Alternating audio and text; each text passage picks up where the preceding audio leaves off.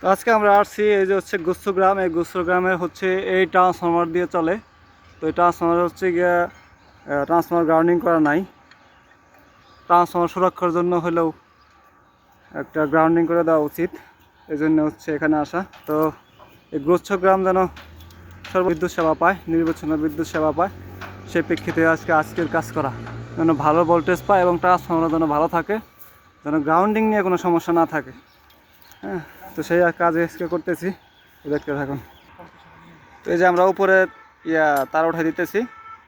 উপরে হচ্ছে ওই ট্রান্সফরমার, ওখানে লাইন নিউট্রাল আছে, প্লাস ট্রান্সফরমারের হচ্ছে বডি গ্রাউন্ডিং করা আছে।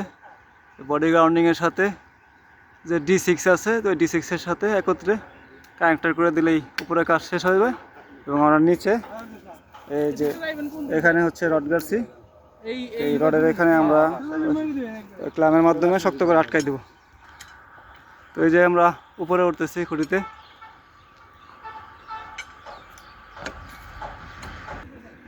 তো আমরা এই নিচে এই যে ক্লামের মাধ্যমে ওই রডের সাথে এই N1 তারটা হচ্ছে আটকাই দেবো, এবং আমরা পরে হচ্ছে এই 1 নট তার আছে, 1 নটের সাথে আমরা কানেক্টর মেরে আজকের কাজ সম্পন্ন করব। তো চারপাশের ভিউটা কিন্তু অসাধারণ। প্রত্যেকটা ক্ষেতে হচ্ছে ইরিগেশন আছে।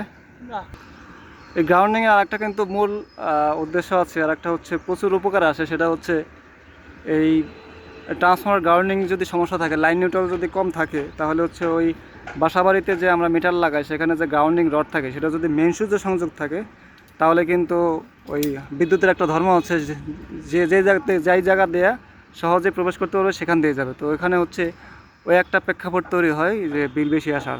হ্যাঁ, তো এটা আসলে অনেকেরই আইডিয়া নাই বা অনেকেরই জানা নাই, কারণ এটা তো আর পাবলিক বুঝবে না। তো এই গ্রাউন্ডিং রড যাদের ওই মেইন সুইচে আছে, দয়া করে তারা আমাদের বাইরের যে সার্ভিস তার আছে সেখানে আটকাই দিবেন, এবং তাহলে বিদ্যুৎ বিল বেশি আসার কোনো সম্ভাবনা থাকবে না। কারণ হচ্ছে লাইনের নিউট্রাল দুর্বল থাকলে, ট্রান্সফরমারের গ্রাউন্ডিং দুর্বল থাকলে, তাহলে কিন্তু ওই আপনার যে গ্রাউন্ডিং রড আশেপাশের যে মিটারগুলো আছে সম্পূর্ণ বিদ্যুৎ কিন্তু ওই গ্রাউন্ডিংয়ের মাধ্যমে হচ্ছে মাটিতে প্রবেশ করবে। তো ধন্যবাদ সবাইকে, আসসালামু আলাইকুম।